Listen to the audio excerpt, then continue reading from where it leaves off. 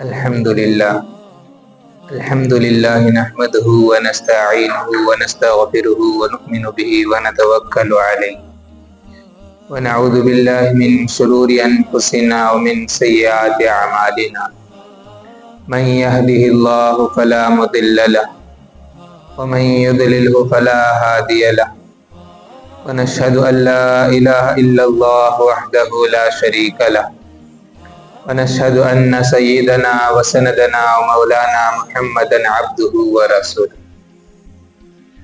أما بعد فقد قال الله تبارك وتعالى في القرآن المجيد والفرقان الحميد أعوذ بالله من الشيطان الرجيم بسم الله الرحمن الرحيم وقضى ربك ألا تعبدوا إلا إياه وبالوالدين إحسانا إما يبلغن عندك الكبر أحدهما أو كلاهما فلا تقل لهما أف ولا تنهرهما وقل لهما قولا كريما واخفض لهما جناح الذل من الرحمة وقل رب ارحمهما كما ربياني صغيرا وقال تعالى رب اغفر لي ولوالدي وللمؤمنين يوم يقوم الحساب صدق اللہ العظیم۔ عزیز ساتھیو، اللہ رب العزت کا بڑا احسان ہوا کہ اللہ تعالیٰ نے ہمیں جمعہ کا یہ دن عطا کیا۔ ابھی میں نے آپ کے سامنے آیت مبارکہ تلاوت فرمائی ہے جس کے اندر اللہ تعالیٰ ماں باپ کے متعلق بتلایا ہے کہ دونوں میں سے کوئی ایک بوڑھا ہو جائے یا دونوں بوڑھا ہو جائے تو ان کی خدمت کرو اور انہیں اف تک نہ کہو اور ان کے لیے دعا کرو وغیرہ وغیرہ۔ اس طرح کی بہت ساری باتیں اللہ تعالیٰ ان آیتوں کے اندر فرمائی۔ عام طور پر ماں باپ کی خدمت کرنا اور بچوں کی ذمہ داری ماں باپ پر کیا ہے، ماں باپ کی ذمہ داری بچوں پر کیا ہے، تو اس طرح عنوان عام طور پر سنتے ہی رہتے ہیں۔ لیکن ماں باپ اگر انتقال کر جائے تو اس وقت بچے کے حقوق کیا ہوتے ہیں، تو اس کے متعلق بہت کم سننے میں آتا ہے۔ تو آج اسی کے متعلق کچھ باتیں آپ کے سامنے آئے گی۔ ایک صحابی ہیں ابو سعید مالکی بن ربیع الساعدی رضی اللہ عنہ، بدری صحابہ میں سے ہیں۔ تو ایک مرتبہ وہ فرماتے ہیں کہ ایک مرتبہ قبیلہ بنی سلمہ کا ایک آدمی آیا، آ کر اللہ کے نبی صلی اللہ علیہ وسلم سے پوچھنے لگا کہ اللہ کے نبی، ماں باپ کے دنیا سے چلے جانے کے بعد بھی اولاد پر کچھ حقوق ہوتے ہیں یا نہیں؟ یعنی اولاد کی کیا ذمہ داری ہوتی ہے ماں باپ دنیا سے جانے کے بعد، بچوں کو کیا کرنی چاہیے، تو حقوق ہوتے ہیں یا نہیں؟ اس صحابی نے سوال کیا تو اللہ کے نبی صلی اللہ علیہ وسلم نے فرمایا کہ ان کے بھی کچھ حقوق ہوتے ہیں۔ نمبر 1 نماز جنازہ پڑھنا، نمبر 2 ان کے لیے مغفرت کی دعا کرنا، نمبر 3 ان کے انتقال کے بعد ان کے وعدوں کو پورا کرنا، نمبر 4 ان کے رشتہ داروں سے صلہ رحمی کرنا، نمبر 5 ان کے دوستوں کا احترام کرنا۔ یہ 5 حقوق ہوتے ہیں۔ تو اب ان 5 حقوقوں کو کچھ تفصیل سے سمجھتے ہیں۔ پہلی بات یہ ہے کہ نماز جنازہ پڑھنا، یعنی جب ماں باپ کا انتقال ہو جائے تو بچے کے اوپر پہلی ذمہ داری ہوتی ہے کفن دفن کی۔ تو اس کے لیے ضروری ہے کفن دفن اور نماز جنازہ، تجہیز و تکفین وغیرہ، یہ تمام چیزیں ہوتی ہیں۔ تو اب پہلے غسل کون دینی چاہیے؟ اچھا اور مستحب طریقہ تو یہ ہے جس کے ماں باپ انتقال ہوئے ہوں انہی کے اولاد ان کو غسل دینا مستحب طریقہ ہے، وہی غسل دینا زیادہ مستحب ہے۔ اگر نہیں آتا ہے تو اس وقت دوسرے بھی دے سکتے ہیں۔ تو پہلا اولاد پر حق ہے کہ ماں باپ انتقال ہو جائے، باپ انتقال ہو جائے تو بیٹا، ماں کا انتقال ہو جائے تو بیٹی، یہ لوگوں کو چاہیے کہ اپنے باپ اور ماں کا پہلے غسل دینے کا حق ادا کرے۔ اگر زیادہ ماں باپ سے محبت ہونے کی وجہ سے نہیں دے سکتا ہے تو الگ مسئلہ ہے، تو نہیں دے سکتا یا آتا نہیں، دونوں صورتوں میں بھی دوسرے حضرات دے سکتے ہیں۔ تو پہلا کیا ہے؟ غسل دینا ہے۔ نمبر 2 نماز جنازہ۔ نماز جنازہ پڑھانے کا پہلا حقدار ولی ہی ہوتا ہے۔ ولی یعنی بیٹا ہو، پوتا ہو، نواسا ہو، اس طرح تو یہ لوگ پہلے حقدار ہوتے ہیں. اگر ان کو آ جاتا ہے تو ٹھیک ہے، اگر نہیں آتا ہے تو تب کوئی دوسرا انسان پڑھانا چاہے تو پڑھا سکتا ہے. اس کے بھی کنڈیشنز ہیں. پہلا امام وقت پڑھائے گا، یعنی قاضی پڑھائے گا. آج کے زمانے میں تو قاضیوں کا مسئلہ نہیں رہا. تو اس کے بعد دوسرا مسجد کا امام پڑھائے گا. تو مسجد کا امام بھی نہ رہا تو تیسرے نمبر پر ولی پڑھائے گا. ولی یعنی جس کے بچے وغیرہ تو یہ پڑھائیں گے. یہ بھی نہ ہو تو جب اس کے بعد امت جو بھی لوگ ہیں محلے والے ہیں ان میں سے کوئی بھی انسان جو زیادہ تقوی والا ہو وہ پڑھا سکتا ہے. تو دوسرا حق کیا ہے؟ اولاد پر جنازے کی نماز پڑھانے کا. تیسرا کیا ہے؟ کفن کے پیسے. کفن کے پیسے کون دے گا؟ کفن کے پیسے پہلے میت کے پیسوں سے ہی ادا کیا جائے گا.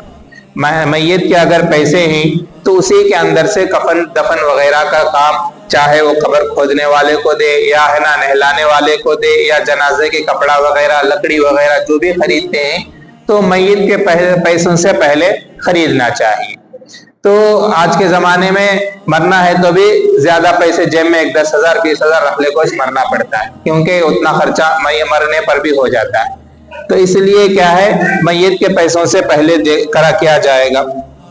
نمبر 2، اگر نہیں ہے تو اس کے بعد کوئی وارث، یعنی بچے ہیں، پوترے ہیں، نواسے ہیں، یہ ان میں سے کوئی بھی ہو، کوئی وارث ہو، اگر وہ خوشی سے دیتا ہے تب بھی جائز ہے. یعنی میں دے دا تو وہ پورے پیسے بول کر کوئی انسان، اس کا پوترا آیا یا اس کا نواسا آیا یا اس کا بیٹا آیا، اپنے جانب سے ادا کر دیتا ہے تب بھی جائز ہے. اچھا، کوئی وارثیش نہیں ہے، اسے بچیش نہیں ہے، کون کی معلوم نہیں، ایسی میت ہے، تو اس وقت کیا ہے، بیت المال کے اندر سے اس کے کفن دفن کا انتظام کیا جائے گا.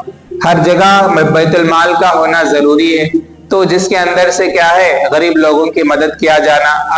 اکثر علماء فرماتے ہیں کہ یہ مسجد کے اندر رہنی چاہیے، کہ مسجد کے اندر ایک بیت المال بولے تو ایک ٹرسٹ کے جیسا ہوتا ہے. اس کے اندر سے کیا ہے، وہاں پر لوگوں کا مال آ کر جمع ہوتا ہے، جس کے بعد لوگوں کے غریب لوگوں کی خدمت اس سے کی جاتی ہے، مسجد وغیرہ کی خدمت کی جاتی ہے، یا بیوہ کوئی خاتون ہے تو اس کی خدمت کی جاتی ہے. اگر اسی طرح بے وارث میت ہے تو اس کی خدمت کی جاتی ہے. تو ایسا بیت المال سے ادا کیا جائے گا. تو دوسرا کام یہ کرنا ہوگا. اگر کوئی بیت المال بھی نہیں ہے تو اس وقت کیا ہے، تو تمام مسلمان اس محلے کے جتنے بھی لوگ ہیں ان کی ذمہ داری ہوتی ہے کہ چندہ وغیرہ کرو یا اپنے پرسنل طور پر کوئی ادا کر دے. تو اس طرح اس کے کفن دفن کا انتظام تمام مسلمانوں پر لاگو ہوتا ہے. پہلے اس کے پیسوں سے کیا جائے گا. پیسے نہیں ہے تو کوئی وارث دے گا، وارث بھی نہیں ہے تو بیت المال سے دیکھیں گے، بیت المال بھی نہیں ہے تو تب چندے سے ادا کیا جائے گا اس کے کفن دفن کا مسئلہ. تو دوسری چیز، اولاد پر کیا حق آتا ہے؟ ماں باپ کے انتقال کے بعد کفن دفن کا مسئلہ ہوتا ہے. اور اس کے بعد تیسری چیز ہوتا ہے نماز جنازہ میں ہاتھ چھوڑنے کا طریقہ. اب نماز جنازہ میں کچھ مسائل ہوتے ہیں. تو پہلا مسئلہ یہ ہے کہ جنازے کی نماز میں سلام پھیرنے کے بعد ہاتھ چھوڑنی چاہیے یا پہلے ہاتھ چھوڑ کو سلام پھیرنی چاہیے یا نہیں بولے تو ایک سلام کی طرف ایک ہاتھ، دوسرے سلام کی طرف دوسری ہاتھ، اس طرح. یہ 3 مسئلے ہوتے ہیں. تو جنازے کی نماز کے اندر مسئلہ یہ ہے کہ اگر کوئی انسان سلام پھیرنے سے پہلے ہاتھ چھوڑ کر اس کے بعد سلام پھیرتا ہے تب بھی جائز ہے. اگر کوئی انسان پہلے سلام پھیرتا ہے اس کے بعد دونوں ہاتھ چھوڑتا ہے تب بھی جائز ہے. تیسرا طریقہ، پہلے سلام کی طرف ایک ہاتھ، دوسرے سلام کی طرف دوسرا ہاتھ چھوڑتا ہے تب بھی جائز ہے. لیکن مستحب والا عمل یہ ہے کہ سلام پھیرنے کے بعد دونوں ہاتھ چھوڑنا مستحب ہے، اور اسی پر فتویٰ بھی ہے. تو تینوں طریقے جائز ہیں. تو نماز میں سلام چھوڑنے کا طریقہ یہ ہے. اور اس کے بعد اگر جنازے کی دعا یاد نہ ہو تو کیا کرنی چاہیے؟ جنازے کی دعا بہت سارے لوگوں کو یاد نہیں ہوتی، تو اس وقت کیا کرنی چاہیے؟ بہت سارے لوگوں کو ثنا تو درود شریف تو یاد ہو جاتا ہے، لیکن جنازے کی دعا لوگوں کو یاد نہیں رہتی. اس وقت کیا کرنا ہے؟ پہلی بات تو یہ ہے کہ انسان ہونے کی، مسلمان ہونے کی حیثیت سے یاد کر لینی بہتر ہے. اگر یاد نہیں ہے تو اس وقت کیا ہے، اللہم اغفر للمؤمنین والمؤمنات، اتنا تو بھی کم سے کم پڑھ لینے سے جنازے کی نماز ہو جاتی ہے. اللہم اغفر للمؤمنین والمؤمنات، یہ 2 سینٹنس اگر کوئی انسان پڑھ لیتا ہے تب بھی جنازے کی نماز ادا ہو جاتی ہے. جنازے کی نماز میں سورہ فاتحہ پڑھنا کیسا ہے؟ जनाजे की नमाज में अगर कोई इंसान सूरह फातिहा पढ़ता है तब भी जनाजे की नमाज हो जाएगी।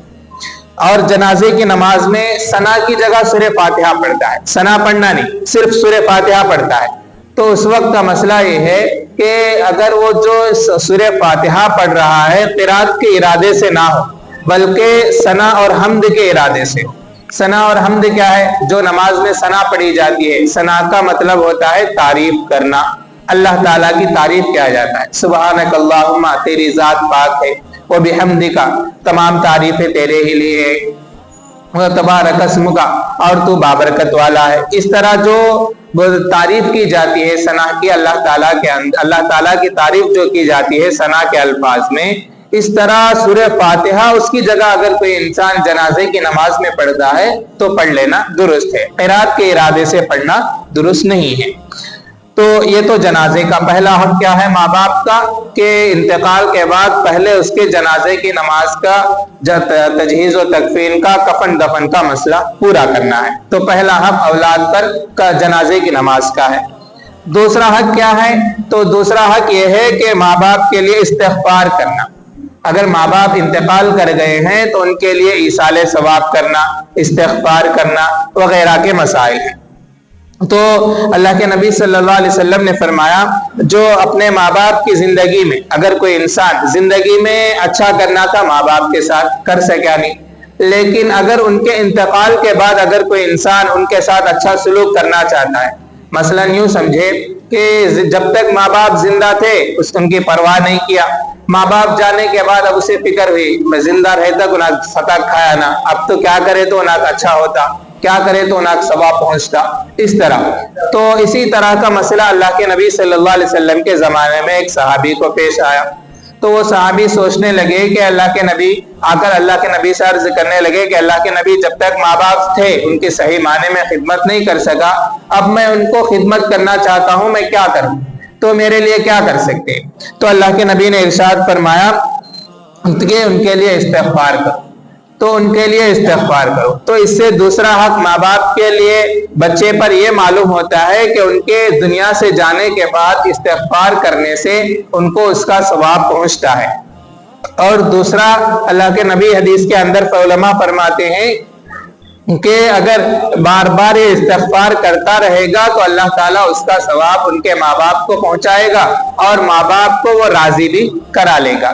तो अल्लाह ताला माँ बाप को राजी भी करा देंगे कि तेरे बच्चे ने ये सवाब पहुंचाया है। तो जिंदगी में तो वो कुछ नहीं करा सका, लेकिन आपके जाने के बाद ये काम आपके लिए कर रहा है, लिहाजा इस तरह अल्लाह ताला उनको राजी कर लेगा। तो इसलिए उनको राजी, उनके नाम से इस्तिग़फ़ार और ईसाले सवाब वाले काम करनी चाहिए। अब मसला फिर यहाँ पर और मसाइल खड़ा करता है कि अब 40वां छिल्ला, बरसी, 7वां, 9वां, 10वां, ये सब करना कैसा है? तो ये तमाम काम जितने भी हैं, चाहे 40वां रंदे, 10वां रंदे, 9वां रंदे, जो भी हैं, अगर सवाब के इरादे से करता है, लेकिन ये 7वां दिनीज करना, 40वां दिनीज करना, बरस मेज करना, इस तरह कंडीशन के साथ करता है तो ये बिदअत बन जाता है। कंडीशन नहीं है, बस मेरे माँ बाप को सवाब पहुंचाना है, मैं इसलिए कुरान पढ़ रहा हूँ, इसलिए मैं खाना खिला रहा हूँ, इसलिए मैं जिक्र कर रहा हूँ, इस तरह इरादे से अगर कोई इंसान सिर्फ सवाब के इरादे से खाना खिलाता है, उसको फिक्स नहीं करता है किसी दिन में, तो तब तो जायज है। अगर दिन फिक्स कर दिया तब तो बिदअत बन जाता है। यानी 7वां रोजीज खिलाना, इतवार को मेरे इन हफ्ते की रोजीज खिलाए तो सवाब पहुंचता, नहीं तो पहुंचता नहीं, ऐसा नहीं है। हदीस के अंदर आता है कि इंसान क्या है, जब कब्र में चले जाता है तो सवाब के लिए ऐसा खड़ा रहता है जैसे भूखा आदमी खड़ा रहता है। भूखा आदमी जैसे खाने के वास्ते तरसता रहता है, तो इसी तरह कब्र के अंदर है ना मैयत खड़ा रहता है, कौन तो भी सवाब पहुंचाते क्या, कौन तो भी सवाब पहुंचाते क्या बोलकर, तो इस तरह वो भूखा रहता है। अब उनसे कहा जाएगा नहीं, 7 में आए तो तुम्हारा सवाब जाता, 10वां आए तो तुम्हारा सवाब आता, 40वां आए तो तुम्हारा सवाब आता, बोले तो जैसा भूखा आदमी मरता है कि उन भी वहां कब्र में और एक बार मरते शहदा, तो इसलिए हालत हो जाती है। तो इसलिए फिक्स नहीं करनी चाहिए, जब मौका मिले, जब पैसे मिले, फौरन अपने माँ बाप के नाम से सदका खैरात वगैरह जो भी खिलाना वगैरह हो तो वो खिला सकते हैं। तो एक है उनके नाम से इस्तिग़फ़ार करना। और दूसरा क्या है, कुरान के अंदर भी इसके बारे में बतलाया गया है قرآن کے اندر ان کے لیے بتلایا گیا رب اغفر لی ولی والدیہ، سورہ ابراہیم کے اندر، سورہ نوح کے اندر فرمایا گیا، اور اسی طرح سورہ ابراہیم کے اندر بھی فرمایا گیا رب اغفر لی ولی والدیہ وللمؤمنین یوم یقوم الحساب، سورہ ابراہیم کے اندر بھی فرمایا، اور سورہ بنی اسرائیل کے اندر بھی اللہ تعالیٰ نے کہا وَقُلْ رَبِّ ارْحَمْهُمَا كَمَا رَبَّيَانِي صَغِيرًا، یا اللہ ان دونوں پر رحم کر جس طرح ان لوگوں نے مجھ پر بچپنے میں رحم کیا ہے۔ اس طرح قرآن کے اندر بھی اس کی طرف اشارہ کیا گیا ہے۔ تو اس سے معلوم ہوتا ہے کہ اگر دنیا سے ماں باپ چلے جائیں تو ان کے لیے استغفار کرنا، ان کے لیے دعائیں کرنا، ان کے لیے ایصال ثواب کے پہنچانے کے کام کرنا یہ ضروری ہے۔ تو دوسرا حق ماں باپ کا کیا بنتا ہے اولاد کے لیے کہ ان کے انتقال کے بعد دوسرا کام استغفار کرنا چاہیے، اور ان کے لیے دعا اور استغفار کرنی چاہیے، تو یہ دوسرا حق بنتا ہے۔ اور تیسرا حق کیا ہے؟ ان کے وعدوں کو پورا کرنا۔ ان کے وعدوں کو پورا کرنا مطلب کیا ہے کہ اگر ماں باپ نے قرض کیا ہوا ہے تو وہ قرض کیا ہے ذمہ داری کے ساتھ ان کے بچے ادا کرنے کی کوشش کرنی چاہیے۔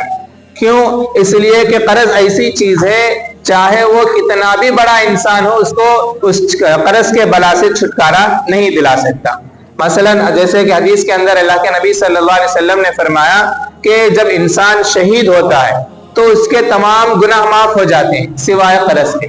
قرض یعنی شہید ہو جاتا ہے، اللہ کے راستے میں شہید ہو گیا، اس کے گناہ سب کے سب معاف ہو جائیں گے، لیکن کیا ہے قرض ایسی چیز ہے وہ کبھی بھی معاف نہیں ہو سکتی۔ اور اللہ کے نبی صلی اللہ علیہ وسلم کے زمانے میں بھی اللہ کے نبی صلی اللہ علیہ وسلم جب جنازے نماز کے لیے جاتے تو پہلے پوچھتے تھے کیا اس پر کوئی قرض ہے؟ تو کوئی انسان جواب نہ دیتا تو تب تک اس کے لیے جنازے کی نماز اللہ کے نبی صلی اللہ علیہ وسلم نہیں پڑھاتے تھے۔ قرض نہیں ہے بول کر معلوم ہوئے تو پڑھاتے تھے۔ اسی طرح ایک اللہ کے نبی کے زمانے میں ایک واقعہ ہوا کہ اللہ کے نبی نے پوچھا کوئی کیا اس پر کوئی قرض ہے؟ تو کوئی خاموش رہے، دوسری مرتبہ خاموش رہے، تیسری مرتبہ جواب دیا کہ ایک آدمی نے جواب دیا کہ اس کا میرے اوپر قرض ہے۔ تو اللہ کے نبی نے فرمایا کہ اس کا جنازے کی نماز تم پڑھ لو، میں جاتا ہوں۔ تو اس طرح اللہ کے نبی صلی اللہ علیہ وسلم کے زمانے میں بھی اگر کسی انسان پر کسی میت پر قرض ہوتا تو ان کے جنازے کی نماز بھی نہیں پڑھتے تھے۔ تو قرض ایسی چیز ہے اس کو اولاد اپنے جانب سے ادا کرنے کی ضرور کوشش کرنی چاہیے، ورنہ کیا ہے مرنے کے بعد بھی اس کو پکڑ ہو سکتی ہے، اس کو کچھ فائدہ حاصل نہیں ہوگا۔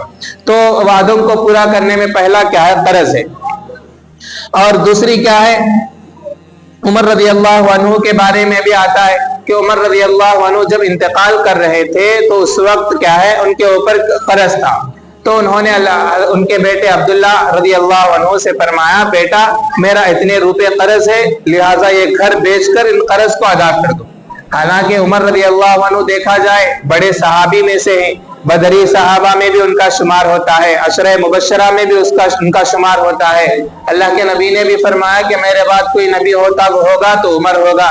اتنے بڑے صحابی ہیں، خلیفہ ثانی ہیں، اور اللہ کے نبی کو جنت میں ان کا درجہ بھی بتلا دیا گیا، ان کا محل بھی بتا دیا گیا۔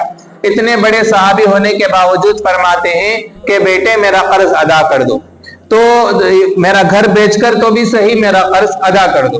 اگر گھر بیچنے کے باوجود میرا قرض ادا نہیں ہوتا ہے تو اس وقت کیا کرو میرے گھر بنی عدی والوں سے مانگو، بنی عدی والوں سے مانگ کر میرا قرض ادا کر دو۔ اگر جب بھی میرا قرض ادا نہ ہو تو قریش سے میرا قرض مانگ کر لوگوں سے مانگ کر میرا قرض ضرور ادا کر دو۔ تو اتنے بڑے صحابی یہ فرماتے ہیں کہ میرا قرض ادا کرنے کی اتنی زیادہ ان کو فکر تھی۔ تو ماں باپ کے انتقال کے بعد بچے پر تیسرا حق ہوتا ہے کہ قرض ادا کرنی چاہیے، ان کے وعدے کو پورا کرنی چاہیے۔ دوسرا حق ادا ہوتا ہے وصیت کو پورا کریں، یعنی ماں باپ جاتے جاتے کوئی وصیت کر گئے ہیں کہ بیٹا اب میرا تو آخری وقت ہے، میں جانے کے بعد ہے نا اتنے روپے فلانے مسجد کو دے ڈال، اتنے روپے فلانے مدرسے کو دے ڈال، نہیں تو اتنے روپے فلانے غریب کو دے ڈال، بول کر ماں باپ بول کر گئے ہیں، تو اس وصیت کو پورا کرنا بچوں پر ذمہ داری ہے۔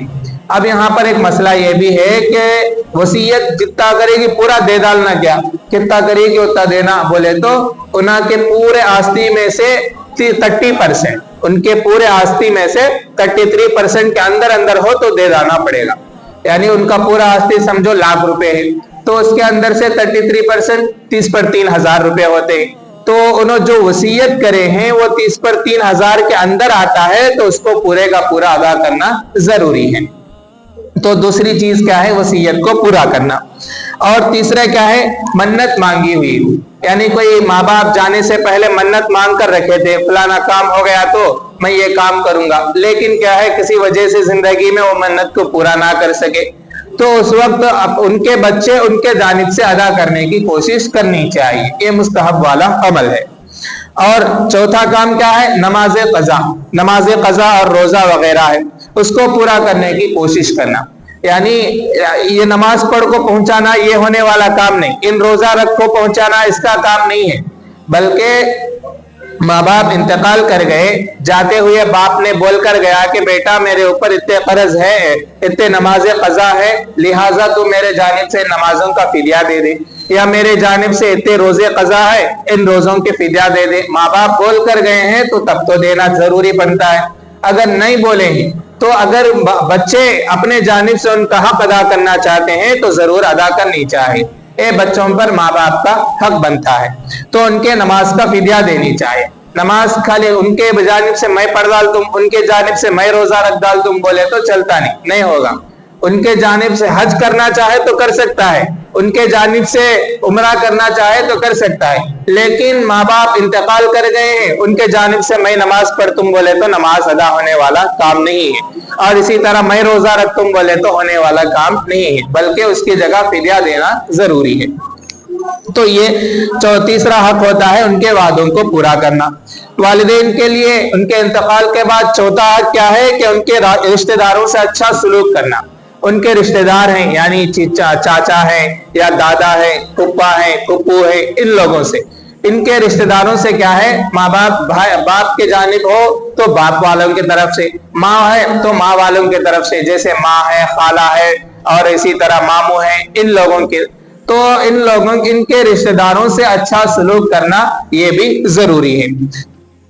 اور جو انسان اگر چاہتا ہے کہ قبر کے اندر ان لوگوں کو راحت پہنچے، یعنی میت کو راحت پہنچانا چاہتا ہے، تو ان کے ماں باپ، ان کے رشتہ داروں کے ساتھ اگر کوئی انسان اچھا سلوک کرتا ہے تو ان کے اچھا سلوک کرنے کی وجہ سے اسے ثواب پہنچتا رہتا ہے، ماں باپ کو ان کے انتقال کے بعد ان کا ثواب پہنچتا رہتا ہے۔ تو چوتھا حق کیا ہے؟ ان کے رشتہ داروں کے ساتھ اچھا سلوک کرنا۔ پانچواں حق یہ ہے کہ ان کے دوستوں کے ساتھ اچھا سلوک کرنا۔ ان کے دوست ہیں، یعنی باپ کے فلانے میرے ابا کے دوست ہیں، میرے ماں کی فرینڈ ہے، جس طرح کہ اللہ کے نبی صلی اللہ علیہ وسلم کے زمانے میں بھی اس طرح اللہ کے نبی نے ان کے بیویوں کے دوستوں کے ساتھ بھی اچھا سلوک کیا کرتے تھے۔ ایک مرتبہ اللہ کے نبی صلی اللہ علیہ وسلم کے پاس ایک بڑھیا آئی تو اللہ کے نبی نے ان کا اچھی طرح خاطر تواضع کیا، ان کے لیے جو بھی ضرورتیں تھی پوری کی۔ ان کے جانے کے بعد لوگوں نے پوچھا، صحابہ نے پوچھا کہ عائشہ رضی اللہ عنہا نے پوچھا کہ عورت کون ہے؟ تو اللہ کے نبی نے فرمایا کہ یہ خدیجہ کی سہیلی ہے، سہیلی مطلب ان کی فرینڈ ہے۔ تو ان کے بیوی کی فرینڈ کی بھی وہ حقوق ادا کیا کرتے تھے اللہ کے نبی صلی اللہ علیہ وسلم۔ اور اسی طرح صحابہ اس بات پر اتنا زیادہ عمل کیا کرتے تھے کہ عبداللہ بن عمر رضی اللہ عنہ کے بارے میں آتا ہے کہ ایک مرتبہ جا رہے تھے تو راستے میں ایک بوڑھا آدمی ملا، تو حضرت عبداللہ بن عمر رضی اللہ عنہ اس کے لیے گھوڑے سے اترے، اپنے سر پر جو پگڑی تھا اتار کر اس کو پہنایا، اور اس کو پہنانے کے بعد اس کے لیے کچھ تحائف وغیرہ دیے، اور کہا کہ اگر آپ چاہیں تو یہ گھوڑا وغیرہ بھی لے سکتے ہیں۔ تو اس آدمی نے منع کیا، اس کے بعد وہ آدمی آگے چلا گیا۔ تو عبداللہ بن عمر رضی اللہ عنہ سے جو ساتھی ان کے ساتھ ہیں ان لوگوں نے پوچھا کہ آپ تو اتنی بڑی چیز دے دی، آپ نے اپنی پگڑی بھی دے دی، تحائف وغیرہ بھی دیے، تو اس کے لیے تو تھوڑی سی چیز 5 روپے دیے تو بھی ان خوش ہو جاتا تھا نا، اتنی بڑی چیز کئی کو دیے؟ تو عبداللہ بن عمر رضی اللہ عنہ نے فرمایا کہ مجھے اللہ کے نبی صلی اللہ علیہ وسلم کی وہ حدیث یاد ہے کہ اعمال میں سب سے بہترین عمل، نیکیوں میں سب سے بڑی نیکی یہ ہے اخلاق کے اعتبار سے کہ ان کے باپ کے دوستوں کے ساتھ، باپ کے انتقال کے بعد اس کے دوستوں کے ساتھ اچھا سلوک کرنا سب سے بڑی نیکی ہے۔ تو کیونکہ باپ زندہ ہو تو اس وقت تو اس کے فرینڈ کے ساتھ اچھا سلوک انسان کر لیتا ہے باپ کی ڈر کی وجہ سے، لیکن باپ کے انتقال کے بعد بھی اس کے دوست کے ساتھ اچھا سلوک کرنا یہ سب سے بڑی نیکی ہے۔